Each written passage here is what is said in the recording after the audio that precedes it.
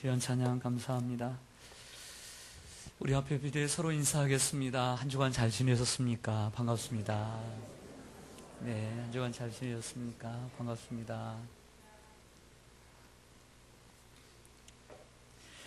우리는 지금 디지털 시대 그리고 정보화 시대라고 하는 21세기 최첨단 시대를 살고 있습니다. 하지만 제가 어릴 적 자랐을 때만 해도 40년 전만 해도 우리 모든 한국 사회는 농사를 대부분 짓는 농경 사회였습니다. 봄, 여름, 가을, 겨울, 가을 그리고 추수 때, 이맘때까지 얼마나 바빴던지 그때를 가리켜서 우리는 농번기라고 이야기합니다. 그리고 한겨울, 조금 이제 한가할 때를 우리는 농한기라고 이름하고 쉬었습니다. 농번기는 농번기 때는 얼마나 바빴든지 남녀노소 할 것 없이 다 일터로 또 논밭으로 나가야만 했습니다. 옛날 어른들이 가끔씩 이런 얘기를 했습니다. 농번기 때는 자던 송장도 일어나야 된다 할 정도로 일손이 많이 딸렸습니다. 이러한 농번기 때 빈둥거리는 사람이 있으면 아무래도 계기라 할지라도, 아무리 서울에서 내려왔다 할지라도 그런 사람들은 눈총과 비난을 받았습니다. 일손이 얼마나 부족했든지 어린 아이로부터 시작해서 공부하는 학생들까지도 주말이면 이제 논으로 달려가야 했습니다. 2000년 전에 예수님께서 이 땅에 계실 때에도 유대 땅 이스라엘에는 우리와 같은 당시 몇십 년 전에 당시와 같은 농경 사회 중심이었습니다. 그래서 오늘 예수님께서 추수할 일꾼 그리고 추수할 일꾼을 추수할 것과 추수할 일꾼을 보내어 달라라고 하는 이러한 말씀은 당시에 유대 사람들이 쉽게 이해할 수 있는 말이었습니다.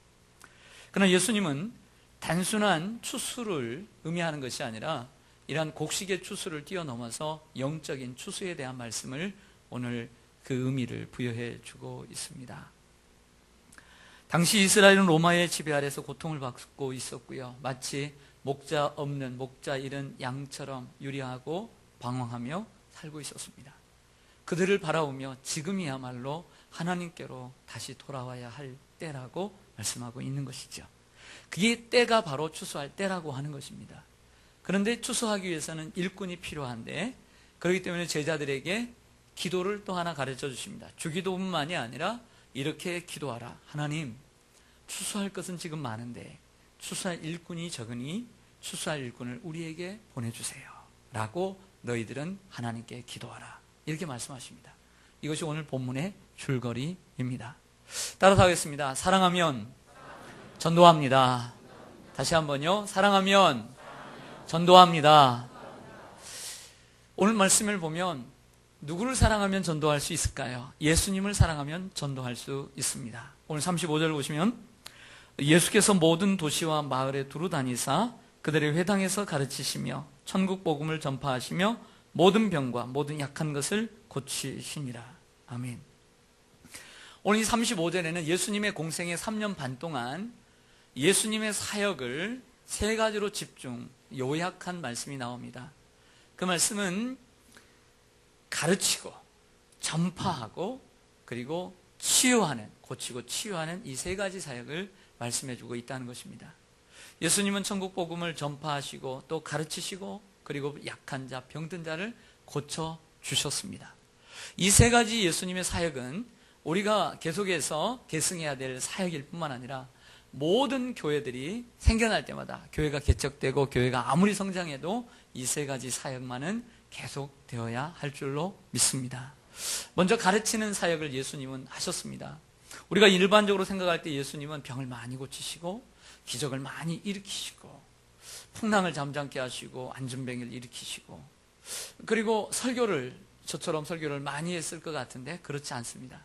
예수님께서 가장 많이 하신 사역과 그리고 중점적인 사역은 가르치는 사역이었습니다. 헬라어로는 디다케라고 얘기하는데 teaching, 가르치는 사역을 했습니다. 가르치는 사역이란 이처럼 일방적으로 전하는 것이 아니라 3, 3, 5 모여서 구역 예배나 그리고 기관 정도, 아니면 12제자를 예수님께서 모아놓고 얘기를 하시고 또 질문을 받고 대답을 하고 그들의 영혼을 파고들어서 그들의 영혼을 변화시키는 이러한 변혁을 일으키는 가르침이 을 제일 많이 하셨다는 것입니다. 예수님은 그 가르침을 통해서 우리 인간은 무엇을 믿어야 되고 그리고 어떻게 살아야 되는가를 가르쳐 주셨습니다. 또한 예수님은 십자가에 죽으시고 부활하시고 3일 만에 부활하신 후에 하늘로 올라가시기 전에 마지막으로 유언을 우리에게 남기셨습니다. 그것을 위대한 위대한 명령이라고 얘기하는데, 마태복음 28장 18절에 여기 보면 하늘과 땅의 모든 권세를 하나님께서 예수 그리스도에게 나에게 주셨으니 너희는 가서 모든 민족으로 가서 제자를 삼고 아버지와 아들과 성령의 이름으로 세례를 베풀고 내가 너희에게 가르친 이 모든 것들을, 내가 너희에게 분부한 이 모든 것들을 가르쳐 지키게 하라. 예수님의 위대한 명령에는 이 하나님의 말씀을 가르쳐 지키게 하라는 명령이 있어요. 여러분, 이 세상에 수많은 사람들이 듣지 못했어, 알지 못했어, 그리고 배우지 못했어. 얼마나 하나님과 등동된, 하나님과 상관없는 삶을 살고 있습니까? 배움이 축복인 줄로 믿습니다. 배움이 축복인 줄로 믿습니다. 그 배움 그리고 가르치는 사역을 저와 여러분에게 맡겨주신 줄로 믿습니다.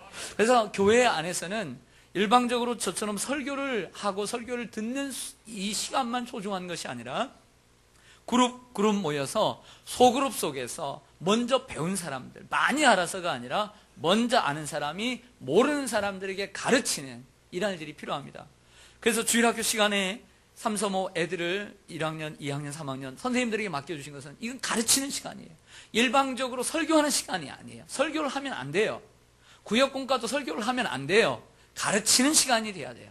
주고받는 시간, 생각을 해오고 답을 하고 거기서 같이 고민하고 연구하고 함께 기도하고 함께 눈물 흘리는 시간이 돼야 될 줄로 믿습니다. 이런 시간이 돼야 돼요. 그게 가르침이에요. 가르침은 축복이에요. 배움도 축복이고요. 다음으로 예수님은 전파하는 사역을 하셨습니다. 전파한다는 것은 저처럼 일방적으로 전하는 것을 얘기합니다. 헬라어로는 캐리그마라고 얘기합니다. 이것은 프리칭, 설교하는 것입니다. 설교는 설득하는 것이 아닙니다. 설교의 기본적인 의미는 선포하는 것입니다. 듣든지 아니 듣든지 외치는 것입니다. 하나님은 당신을 사랑하십니다. 하나님은 당신을 향한 놀라운 계획을 가지고 계십니다. 하나님은 당신을 위해서 그 아들인 예수 그리스도를 보내셨습니다. 그분을 믿으면 구원 얻습니다. 죄의 문제가 해결됩니다. 그분을 믿어야만이 천국에 갑니다. 이렇게 당당하게 외치는 것입니다. 예수, 천국, 불신, 지옥 이렇게 외치는 것을 선포라고 얘기합니다. 예수님은 때때로 선포하셨습니다. 하나님은 살아계십니다. 그리고 하나님은 여러분을 누구보다 사랑하십니다. 그리고 여러분들이 행복하기를 원하십니다. 여러분들이 예수 그리스도를 믿기를 원하십니다. 그분을 믿을 때만이 죄의 문제가 해결되고 참된 자유가 여러분들에게 찾아올 것입니다. 여러분, 이 세상의 것은 설명한다고 해서 설명되어지는 것이 아니에요. 지구가 둥글다. 모르겠어. 지구는 이렇게 네모난 것 아니야? 가다가 뚝 떨어지는 거 아니야? 그래서 세상에는 끝이 있다고 생각했어요. 그러나 인공위성을 쏴서 보니까 세상은 둥근 거예요. 이것은 설명할 수 있는 게 아니에요. 그건 진리예요. 그리고 된 거예요. 믿으면 되는 거예요. 할렐루야. 세상에는 설명하고 그리고 설득해서 다 될 수 있는 게 아니에요. 선포하면 믿어지는 것입니다. 때때로 선포하는 이러한 은혜가 있기를 원합니다. 다음으로는 예수님은 고치고 치유하는 사역을 하셨습니다. 고치고 치유한다. 병든 자를 고치고 그리고 약한 자를 고치는 사역, 치유하는 사역을 하셨습니다. 이건 힐링입니다. 교회는 치유하는 교회가 되어야 합니다. 우리가 전하는 이 복음, 우리가 갖고 있는 성경 말씀은 치유의 복음입니다. 고치는 복음입니다. 우리가 병원을 갔는데 병을 얻으러 가요? 나으러 가요? 나으러 가죠. 교회는 영적인 병원입니다. 우리의 잘못된 영혼, 아담으로부터 원죄를 가지고 살아가는 우리가, 죄 가운데 살아가는 우리가 이 죄의 문제를 고침받아야 되는데, 죄 하나 때문에, 이 암덩어리 때문에, 암덩어리보다 더 무서운 이 죄라고 하는 암덩어리 때문에 우리의 몸에는 병들었어요. 우리의 삶까지 병들게 되는 거예요. 그래서 죄의 문제를 해결해야 되는데 그 죄의 문제를 해결하는 것이 교회입니다. 이게 복음입니다. 그런데 이 영혼의 문제를 해결하면 동시에 우리의 삶의 문제가 해결되는 것입니다. 예수님의 마지막 제자 사도 요한이 그래서 이런 얘기를 합니다. 요한 3서 2절에 이렇게 얘기합니다. 너의 영혼이 잘된 같이 범사가 잘되고 강건하기를 원하노라. 영혼이 잘될 때 강건하게 되는 것입니다. 사랑하는 성도 여러분, 예수님께 나오는 사람은 죄사함을 받는 줄로 믿습니다. 여러분 죄사함 받으셨습니까? 아직 못 받으신 분들 예수님을 믿으시기를 바랍니다. 할렐루야. 교회를 다니나 다 구원받는 게 아니에요. 저번에 우리가 부흥회 때 마지막 날인가 강사 목사님께서 진정으로 예수를 받기를 원하고 믿기를 원합니다. 교회를 다녔지만 믿지 못했던 분들 손을 들으니까 8분이 손 들었어요. 아직 이 중에도 교회는 다니고 어쩔 수 없이 부모에 끌려 아내에 끌려서 나왔지만 구원받지 못한 사람이 아직도 있어요. 아직도 있단 말이에요. 믿어야 돼요. 죄사함 받아야 돼요. 예수 그리스도를 통해서 죄사함을 받게 되면 우리 속에 있는 무거운 죄의 짐, 죄책감이 사라져요. 그 죄책감 우리에게 두려움과 공포, 절망을 가져다 줬어요. 그러나 예수 그리스도를 믿고 죄사함을 받으면 이 두려움과 공포 대신에 우리 안에 참된 자유와 평안이 찾아옵니다. 참된 자유와 평안을 누리며 살아가면 사람이 인격이 새로워지고 우리의 마음이 새로워지니까 그의 삶이 새로워지는 거예요. 성숙해지는 것이고, 할렐루야, 훌륭한 인격자가 되어가는 거예요. 멋진 사람이 되는 것입니다. 그렇게 멋지게 세워진 하나님 앞에 고침을 받은 사람이 한 가정의 가장이 되면 그 가정이 평안해지는 거예요. 그리고 그 아래서 태어나 자라는 자녀들이 행복한 것이에요. 그 자녀들이라서 세상의 빛과 소금이 되는 거예요. 그 사랑하는 자녀들이 세상에 나가서 살아가면서 세상을 변화시키게 되는 거예요. 이게 복음이에요. 그러면 결과적으로 세상의 소망은 예수님께 있는 거예요. 세상의 소망은 교회에 있는 거예요. 예수님에게 예수님을 믿음으로 구원을 얻고 죄사함을 얻기 때문에, 변화를 얻기 때문에, 새로움을 얻기 때문에, 자유와 평안을 누리기 때문에, 기쁨과 평안을 누리기 때문에 우리가 있는 것이 행복이 되는 것입니다. 할렐루야. 교회가 멋들어지게 지어졌다고 해서 우리가 잘나서 교회 구성원이 정말 엘리트고 멋져 보여서 소망이 아니에요. 교회는 예수님의 복음을 전하는 곳이기 때문에 교회가 소망이요. 그리고 예수님을 믿어야 우리가 변화되었고 세상을 변화시킬 수 있으니까 예수님이 소망인 거예요. 할렐루야. 이 사실을 믿으시기를 축원합니다. 따라서 하겠습니다. 하나님을 사랑하면 전도합니다. 36절을 우리 같이 한번 읽어주시기 바랍니다. 시작.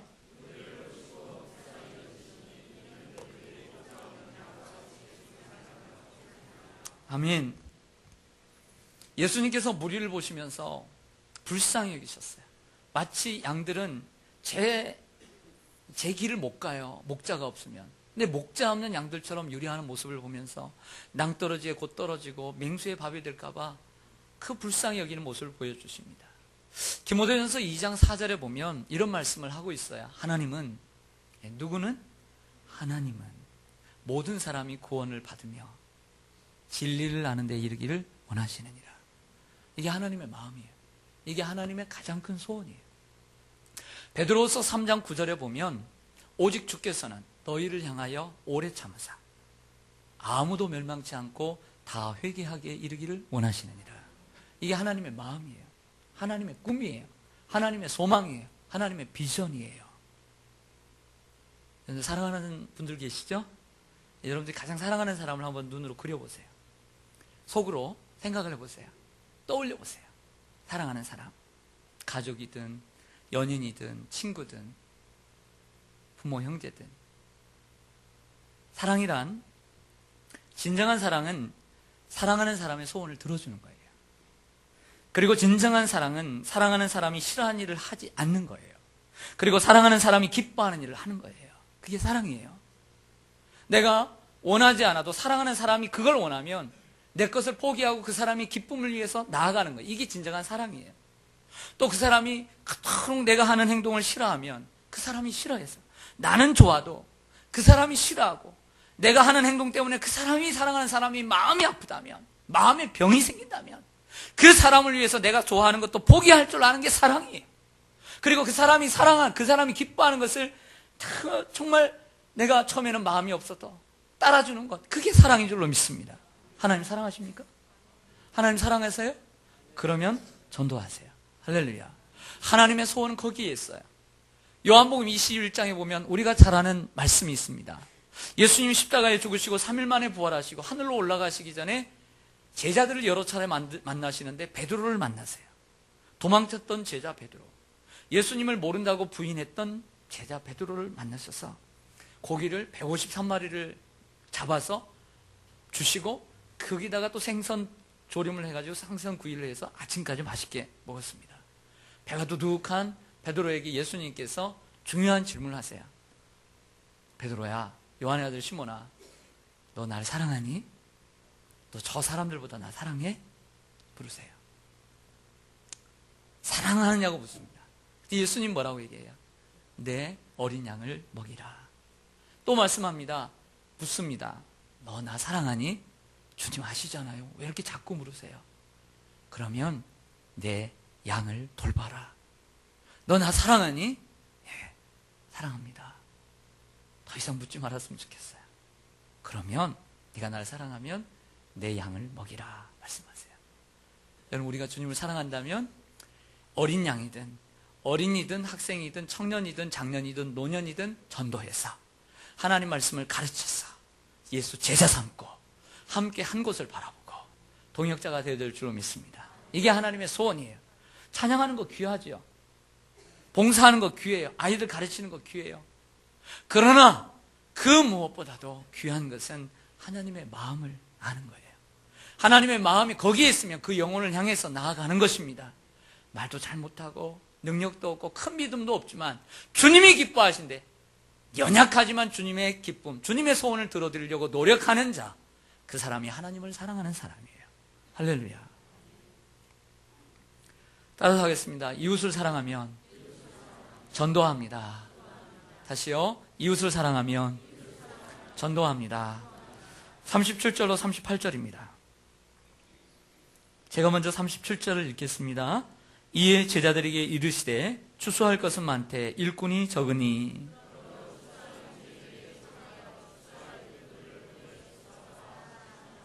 아멘. 저는 가끔씩 기도해요. 하나님, 우리 시온산교회 하나님 추수할 일꾼들을 보내어 주옵소서. 먼저 하나님, 이미 하나님 우리 교회 안에 울타리 안에 와 있는 우리 성도님들이 추수할 일꾼이 되게 하여 주시옵소서. 그리고 하나님 더 많은 분들을 보내주셔서 그분들 또한 추수할 일꾼들이 되어서 나가서 추수하게 하여 주시옵소서. 이렇게 기도합니다. 여러분도 그렇게 기도하시죠? 바로 그 기도가 예수님께서 우리에게 가르쳐 주신 기도 덕분이에요. 한 가지 질문 드릴게요. 농부의 목적은 무엇일까요? 농사하는 농부의 목표는 무엇일까요? 그래서 수확이죠. 열매를 거두는 것입니다. 얼었던 땅이 녹아집니다. 그 봄에 쟁기로 트랙터로 땅을 엎었습니다. 그리고 준비한 후에 씨를 뿌렸어요. 땀을 흘렸어요. 무더운 여름에 다들 놀러가고 피서가는데 그 곡식이 눈에 밟혀서 가서 김을 메고 수고를 했어요. 땀을 흘렸어요. 가을이 되었어요. 추수를 못하면 어떻게 돼요? 농부의 목표는 추수인 줄로 믿습니다. 추수죠. 저와 여러분들도 이른 봄부터 VIP들을 마음속에 품었습니다. 열심히 찾아가서 정을 주고 사랑으로 섬겼습니다. 목표는 무엇입니까? 전도죠. 전도예요. 결실을 맺는 거예요. 결실을 맺는 축복이 있기를 소망합니다. 목사님, 그런데도 결실이 없는데요. 그러나 걱정하지 마세요. 바울의 말처럼 내가 심었고 아볼로가 물을 주었으되 자라나게 하신 분은 하나님이시다. 씨를 뿌릴 때에 나지 아니할까 염려하지 말고 하나님이 거두게 하시니까 너는 뿌리는 것을 하라. 할렐루야. 물 주는 것을 하라. 하나님이 알아서 하실 줄로 믿습니다. 그러나 내일로 미뤄서는 안 됩니다. 하나님이 다 알아서 하시니까 미루겠다는 마음은 절대 금물입니다. 내일로 다음으로 미루는 것은 사단의 계략입니다. 거기에 넘어가서는 안 될 줄로 믿습니다. 절친인 대학생 두 친구가 있었습니다. 한 명의 친구는 크리스찬이었고, 그리고 다른 한 명의 친구는 예수 믿지 않는 비신자, 넌 크리스찬이었습니다. 요즘 대학생들이 언어 연수를 꼭 가려고 합니다. 그래서 이 안 믿는 친구가 호주로 몇 개월간 이제 언어 연수를 가려고 이제 준비를 하고 나가는 날이 되었습니다. 그래서 배웅을 하려고 공항에 나갔습니다. 그 절친인 친구가 몇 개월 동안 이제 외국에 나가니까 이제 배웅하러 나갔는데 성령님께서 이 믿는 친구의 마음속에 전도하라고 마음을 심어주신 거예요. 전도해라. 나가기 전에 전도해라. 전도해라. 전도해라. 그러는 거예요. 그래서 순종해서 전하려고 했습니다. 저 짐을 보내고 난 다음에 그 다음에 내가 전도해야지. 그런데 어쩌다 보니까 웅성웅성하고 사람들이 많다 보니까 못 전했어요. 또 이제 이 로비에서 기다리는 동안에 전도를 해야지 라고 마음을 먹었어요. 근데 마침 다른 친구들이 몰려왔어요. 배웅을 하려고. 그러다 보니까 그 친구들 가운데 같이 엉키다 보고 얘기하고 뭐 커피 마시고 뭐 하다 보니까 지나가 버렸어요. 기회를 놓친 거죠. 방송이 들려옵니다. 몇 분발 호주 비행기 타실 분들은 몇 통으로 타시라고. 생각했습니다. 다음에 돌아오면 꼭 해야지 라고 마음을 먹었습니다. 그래서 친구를 보냈습니다. 생활을 하고 있는데 2주 후에 친구들에게서 전화가 들어왔습니다. 호주에 갔던 친구가 교통사고로 죽었다는 얘기입니다. 전도는 다음으로 미룰 수 있는 것이 아닙니다. 지금 해야 합니다. 할렐루야. 다음으로 미루는 것은 사단의 계략입니다. 여러분, 전도 힘드시죠? 오늘따라 보니까 여러분들의 얼굴이 영 안 좋아 보여요. 2부 예배 시간에도 영 안 좋아 보여요. 그래서 제가 자책이 들었어요. 설교를 정말 못했나 보다. 오늘 죽을 썼구나. 네. 어떤 목사님이 하루는 죽을 썼대요. 설교를 하는데 죽을 쓰니까 참 어떤 권사님이 그러더래요. 참 못됐죠. 목사님 오늘 죽 쓰셨어요. 그래서 목사님이 이렇게 받아쳤답니다. 네, 오늘 죽 썼습니다. 오늘 밥을 못하고 죽을 썼는데, 죽을 쓴 이유는 강단에 올라와서 밥을 먹여주려고 했더니 성도님들의 얼굴 보니 다 새파랗게 찔려있고 죽을 먹어야 될 얼굴이더래요. 그래서 제가 죽을 썼습니다. 그러더랍니다. 재치 있죠.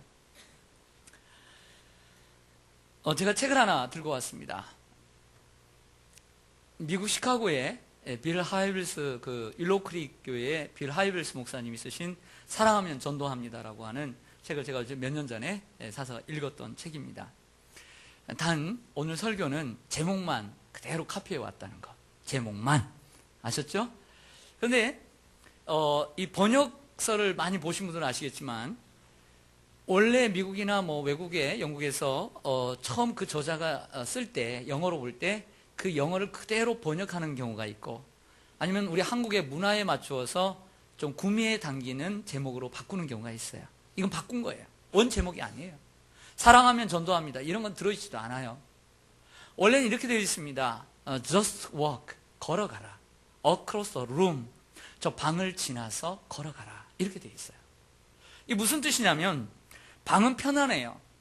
눕고 싶고 안락한 곳이죠. 그러나 그 평안한 방을 지나서 광야로 나아가라는 거예요. 전도란, 영혼 구원이란 평안한 방을 지나가서 저 광야로 나아갈 때 가능하다. 이런 의미를 갖고 있는 것입니다. 사랑하는 여러분, 전도는 사랑의 수고와 희생이라고 하는 척박한 광야를 지나야 결실을 맺을 수 있습니다. 여러분, 요즘 척박한 광야를 걷고 계시죠? 얼마나 힘드십니까? 얼마나 고단하십니까? 그때 10명을 정했는데 3명을 정했는데 이렇게 빨리 올 줄 몰랐어. 날짜는 가까이 오고 A뿔은 없고 불안하고 또 찾아가야 되는데. 여러분, 척박한 광야를 지나고 있을 거예요. 그러나 걱정하지 마세요. 하나님이 기뻐하세요. 하나님이 다른 것보다 하나님의 소원, 저 죽어가는 영혼, 여러분들에게 맡겨주신 영혼 포기하지 않고, 말은 잘 못하고 큰 믿음은 아니지만 그래도 부족하지만 하나님 사랑 가지고, 하나님 사랑하는 마음 하나 가지고 하나님 기쁘시게 해드리려고 그 영혼 사랑하는 마음을 가지고 정말 무식하게 나아가고 정성을 다해서 나아가는 여러분들의 모습을 보시고 하나님이 기뻐 뛰시며 여러분들 기뻐 즐거워하세요. 할렐루야. 걱정하지 마세요. 하나님이 기뻐하신다니까요. 하나님이 기뻐하세요. 이야기 하나 하고 마칠게요. 우리 남자 화장실 얘기를 할게요. 남자 화장실에 가면 여자 화장실에 없는 게 있어요. 뭔지 아세요? 소변기. 이렇게 서 있는 소변기가 있어요. 근데 소변기 위에 우리 목사님들과 전사님이 많은 액자를 해가지고 붙여놨어요. 우리 장님들 보셨죠? 예. 꼭 안 보신 분들처럼 고개라도 좀 끄덕이면 얼마나 좋을까? 보셨죠? 예. 교회 안에서 볼 일은 안 보시나? 예. 우리 애들처럼. 우리 애들은 자주 안 보더라고. 학교도 가서 학원 가도 그냥 집에 와서만 그냥 급하다고. 예. 근데 그 액자 가운데 만화 사파가 4컷으로 되어 있는 게 있습니다. 한 젊은이가 예수님과 함께 길을 걷고 있습니다. 그래서 먼저 물어요. 뭐라고 묻냐면, 예수님, 전도를 하려면 무엇이 필요할까요? 물어요. 그래서 예수님께서 상자를 하나 선물로 줍니다. 이것 가지고 가. 그렇죠? 그래서 다음 컷으로 넘어가니까 무엇 들었을까? 성경책? 선물? 전도지? 편지? 궁금한 거예요. 사랑을 가지고 가야 되나? 궁금한 거예요. 마지막 컷으로 넘어갑니다. 열어봤습니다. 거기에는 용기가 들어있었습니다. 전도를 하려면 무엇이 필요합니까? 용기가 필요합니다. 그들에게 나아가는 용기. 겁내지 말고 그 영혼을 위해서 듣지 않으면 믿지 않고, 믿지 않으면 주님의 이름을 부를 수 없고, 주님의 이름을 부를 수 없으면 구원을 얻지 못해요. 할렐루야. 듣게 하는 자, 누가 보내심을 입은 자가 나가서 입을 열어 증거할 때 그가 예수를 믿게 되는 것입니다. 남은 한 주간도 용기를 가지고 여러분들의 VIP들을 향해, 그리고 이번뿐만 아니라 계속해서 성령님이 주시는 음성이 있으면 내적인 음성을 들을 때마다 거침없이 후회하지 말고 입을 열어 하나님은 당신을 사랑하십니다. 우리 인간은 죄인입니다. 죄의 문제는 해결되어야 합니다. 그 죄의 문제를 해결하기 위해서 예수님을 보내주셨습니다. 그분이 우리의 죄값을 치르기 위해서 십자가에 피 흘려 죽으셨습니다. 그분을 믿기만 하면 죄의 문제가 해결되고 구원을 얻습니다. 이 증거하시기를 소망합니다. 하나님이 함께 하실 것입니다. 볼지어다 내가 세상 끝날까지 너희와 항상 함께 있으리라. 그 하나님이 함께 하심을 믿고 당당하게 용기를 갖고 사랑으로 전도하는 저와 여러분 되시기를 주님의 이름으로 간절히 축원합니다. 우리 함께 기도하겠습니다.